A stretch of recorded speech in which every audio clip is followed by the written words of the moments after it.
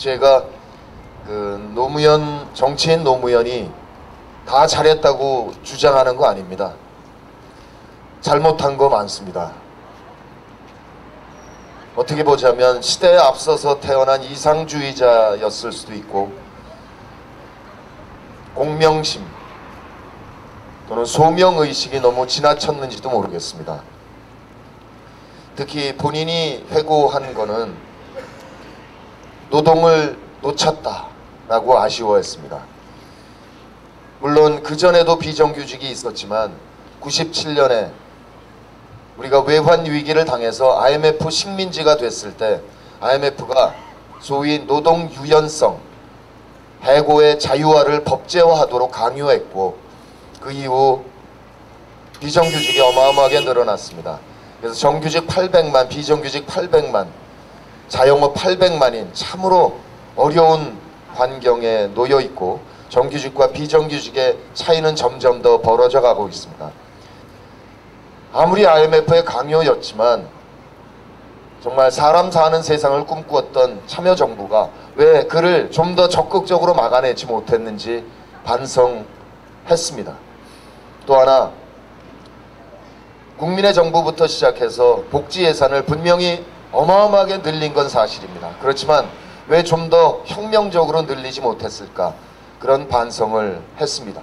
그리고 세 번째 반성한 것은 2008년에 국제금융위기를 예견하지 못했다라는 반성을 했습니다. 참여정부는 FTA, 한미 FTA를 시작을 했습니다. 그때 했던 얘기는 우리가 세계 12위, 13위 국가인데 우리 앞에 있는 나라들은 모두 다 서비스업 또는 지식정보 분야가 앞서 있기 때문에 선진국들이다. 우리가 그게 부족하다. 그러니 금융 질서 속에서 우리가 그거를 서비스업을 확대해 나갈 필요가 있다 라는 생각을 하면서 FTA를 진행했었습니다. 그런데 그것이 2008년 금융위기가 벌어지면서 신기루였다는 것이 드러났고, 전 세계는 경제 구조를 바꾸기 위해서 몸부림치고 있죠. 그러니까 그때 진행했던 FTA는 실제로 2008년 금융위기 이후에 전면 재검토에 들어갔어야 되는데, 그만 이명박 정부는 재검토는커녕 훨씬 더 후퇴했고, 더더군다나 우리는 전혀 예상하지 못했던 이행법안까지 통과된 것을 날치기로 처리하고 말았습니다.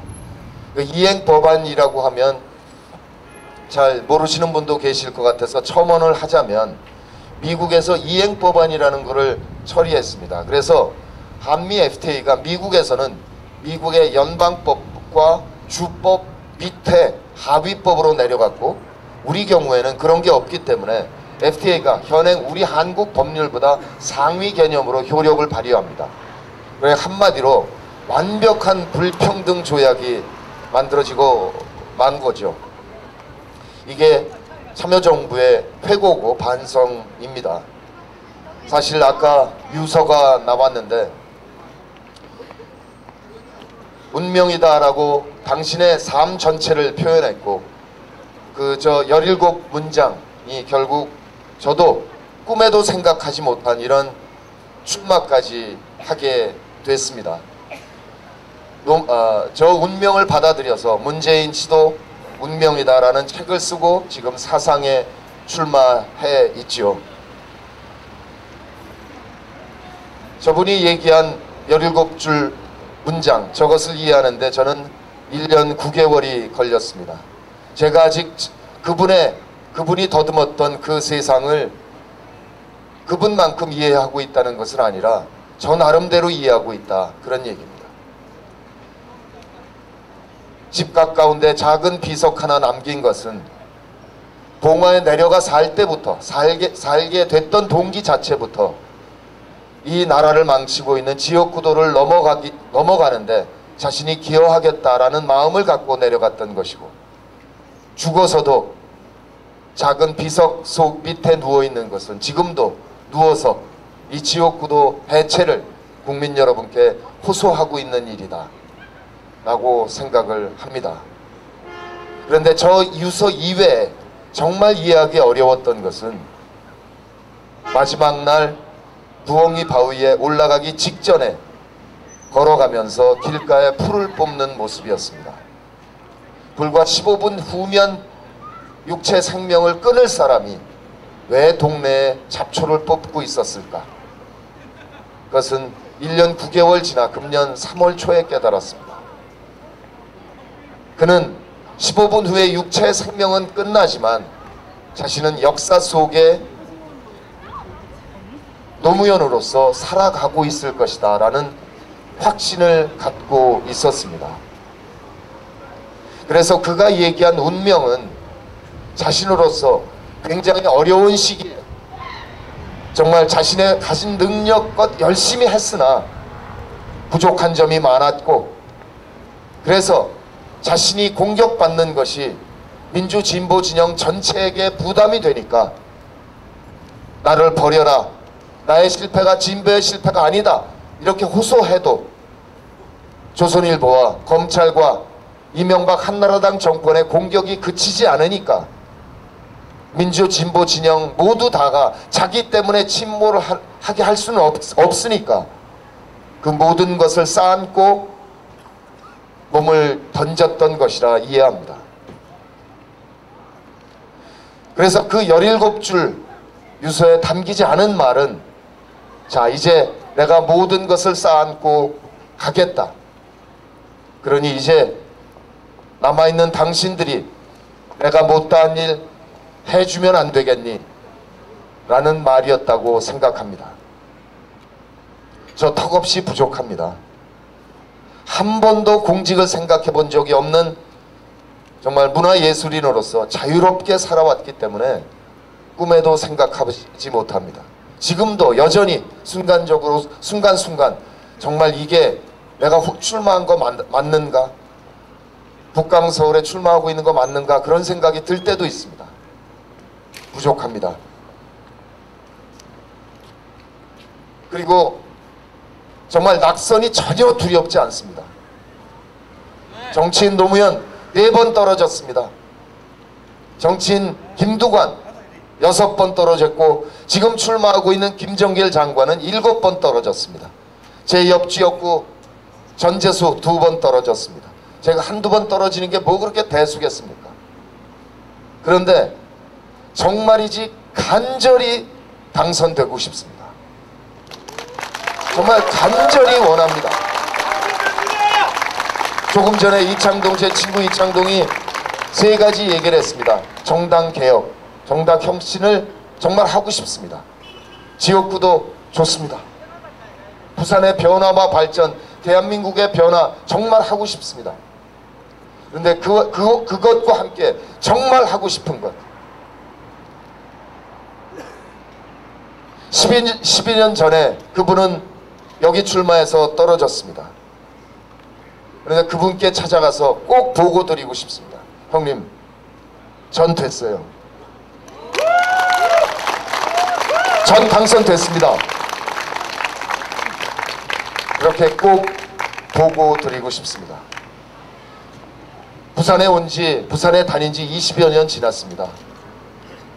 노무현 후보 돕기 위해서도 왔고, 2004년에 부산 경남 노무현 대통령이 저를 부르셨어요. 청와대로. 그래서 갔더니 아무 말 안 하시고 그냥 부산 경남 지역 좀 다니죠 라고 얘기를 하시더라고요. 그래서 2004년 총선 때 한 10명을 쫓아다녔습니다. 부산 경남. 깨끗하게 다 떨어졌습니다. 10명. 그때 그분들이 흘렸던 눈물, 그 후보자들을 지지했던 많은 사람들이 흘렸던 눈물 같이 흘렸습니다. 정말 다시는 흘리고 싶지 않은 눈물이고 기쁨의 눈물을 흘리고 싶습니다. 그러면서 늘 답답한 것이 부산의 침체입니다. 그 침체의 원인은 여러 정치인들이 말씀하셨으니까 생략하고 딱 한 가지만 말씀드리겠습니다. 부산은 어떻게 하면 발전할 수 있나? 딱 가장 중요한 게 남북의 철도 연결입니다. 노무현 해수부 장관 시절에 북항 재개발을 결정했고, 참여정부가 신항만을 크게 확장했습니다. 지금도 확장 공사를 하고 있습니다. 그리고 그 신항만으로부터 경부선을 삼낭진에서 연결하고 있습니다. 그게 신항만 배후철도입니다. 그걸 노무현 대통령이 왜 했나? 남북의 철도가 연결되는 날을 대비해서 미리 준비한 겁니다. 남북 철도가 연결되면 부산은 이 조그만 섬나라, 우리 섬나라입니다. 조그만 섬나라 남쪽 끝에 있는 조그만 항구가 아닙니다. 철도만 연결되면 한반도와 중국, 러시아, 유럽까지, 중동까지 포함하는 거대한 대륙의 출발점이고 종착역입니다. 부산에는 천여의 항구가 있습니다. 상해 항구는 해심이 낮아서 허구한 날 준설합니다. 우리는 안 해도 됩니다. 천혜의 항구 있죠. 철도 연결됐죠. 항구 있습니다. 동북아시아의 완벽한 육해공 물류 중심 도시가 되는 겁니다. 이렇게 되면 이 물류를 이용하고 싶어하는 일본 기업체들이 부산으로 이주해 올 겁니다. 이 물류를 하고자 하는 기업체들이 부산에 공장을 이전해 오면 그것이 바로 새로운 부산입니다. 마산 수출 자유지역이 창원을 낳았듯이 남북 철도가 연결되는 순간 부산은 동북아시아의 물류 중심 국가로서 어마어마한 변화와 발전을 이끌어낼 것입니다. 제가 허남식 시장이 만들어 놓은 10대 전략 봤습니다. 그 중에 7개가 노무현 대통령이 만든 것인데 딱 빼고 참여정부 계획이다 딱 빼고 지금 부산시 계획 이렇게 10개로 나와 있습니다. 그런데 그 중에 무엇을 해도 남북 철도가 연결되지 않는 한 아무짝에도 쓸데없는 계획입니다. 그런데 이 새누리당은 그 계획이 없다는 데 문제가 있는 겁니다. 북한 체제가 잘못됐으니까 뻑하면 총질하기 때문에 저들하고 교류할 수 없다. 저도 북한 체제 비판합니다. 저희 집안도 만주에 살다가 공산 세력의 탄압을 견디다 못해서 피난 온 기독교 가족입니다. 그런데 체제를 비판하는 것과 교류를 하는 것은 다른 차원입니다. 장사는 돈을 벌면 하는 겁니다. 왜 우리가 중국하고 교류합니까? 거기 아직도 공산당 일당 독재입니다. 왜 해요? 돈이 남으니까 하는 겁니다. 북한 체제를 비판하더라도 교류는 해서 교류를 하면 할수록 북한 체제의 변화를 이끌어낼 수 있습니다. 정말 모르시죠? 이번에 김정일 위원장이 세상을 떠났을 때 개성공단에서 얼마 동안 일을 안 했을 것 같습니까? 국장 기간이 일주일인가 열흘이었죠. 저 기억을 못합니다만 열흘이었다고 치면 마지막 날 딱 하루 일 안 했습니다. 9일 동안 일을 했어요. 공장이 돌아갔어요. 노동자들이 공장 멈추는 걸 원하지 않아요. 이게 체제 변화입니다.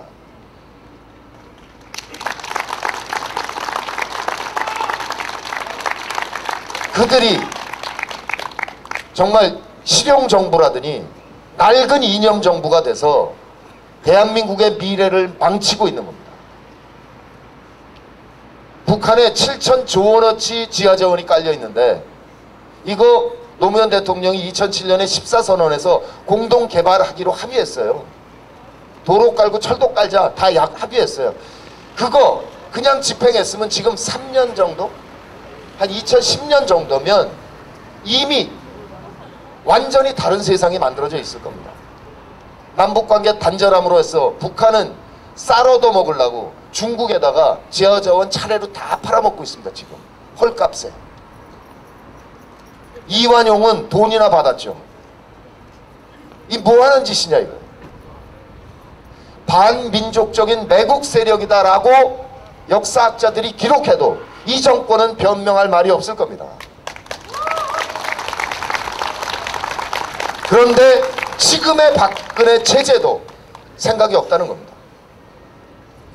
이번 4월 총선은 단순히 이 지역에 국회의원 한 사람 뽑는 선거를 넘어갑니다. 12월 대통령 선거로 가는 디딤돌입니다.